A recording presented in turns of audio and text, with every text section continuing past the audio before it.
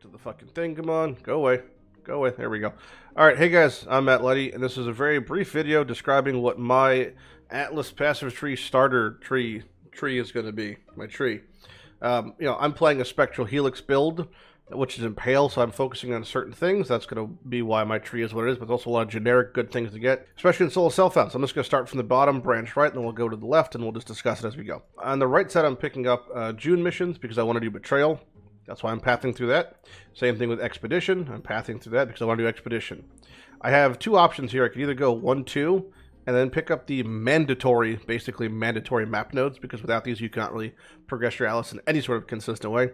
Or I could just path through Breach. The reason I picked up Breach is because it has a base chance to increase Breach, and it has this new thing called Call of Jeshtula, which is the combination name of all the other Breach Lords, Eshtolls, that sort of thing.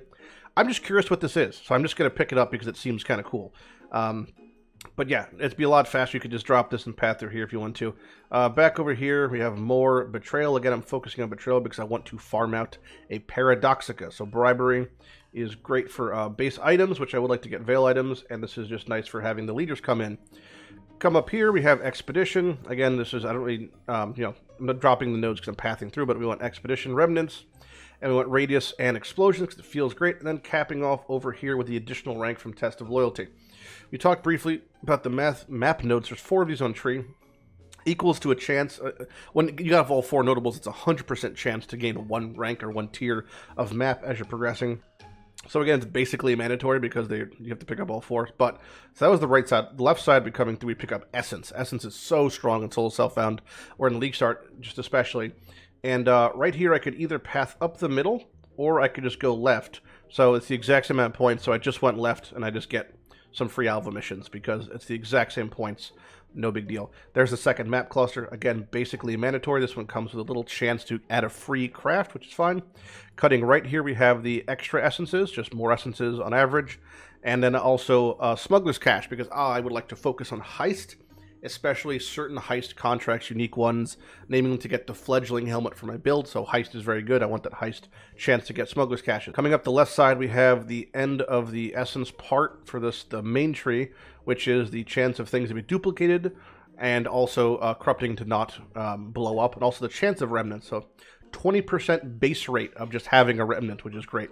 Love that. Coming down here, we have more Atlas nodes, the last of the Atlas nodes.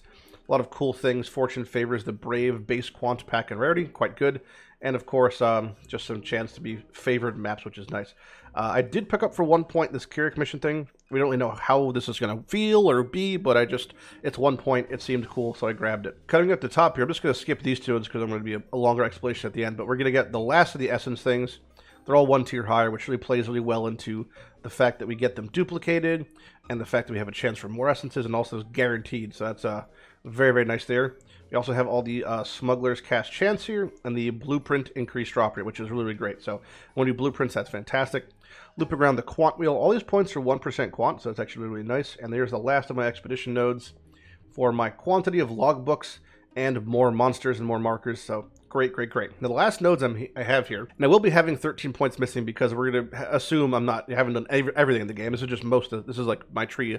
After this, I could readjust and maybe get more things like probably Synthesis. If I had to path up here, I'd get the rest of Synthesis for 13 points. But we're going to get this. So these nodes are really interesting.